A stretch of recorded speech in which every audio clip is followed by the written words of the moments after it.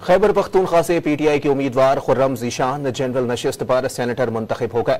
उन्होंने 91 वोट हासिल किए।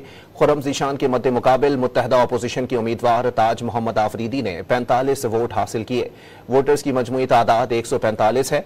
सेनेट इलेक्शन में मजमूई तौर पर 137 वोट पोल हुए। एक वोट मुस्तरद हुआ, जबकि 8 मेंबरान असम्बली ने वोट कास्ट नहीं किया। ANP के 4 मेंबरान असम्बली ने इंतखाब में हिस्सा नहीं लिया। खैबर पख्तूनख्वा से मज़कूरा नशिस्त शिबली फराज को नाअहल करार देने से खाली हुई थी। खैबर पख्तूनख्वा से पीटीआई के उम्मीदवार खुर्रम ज़ीशान जनरल नशिस्त पर सेनेटर मुंतखब हो गए। उन्होंने 91 वोट हासिल किए। खुर्रम ज़ीशान के मद्दे मुकाबिल मुत्तहदा अपोजिशन के उम्मीदवार ताज मोहम्मद आफरीदी ने 45 वोट हासिल किए।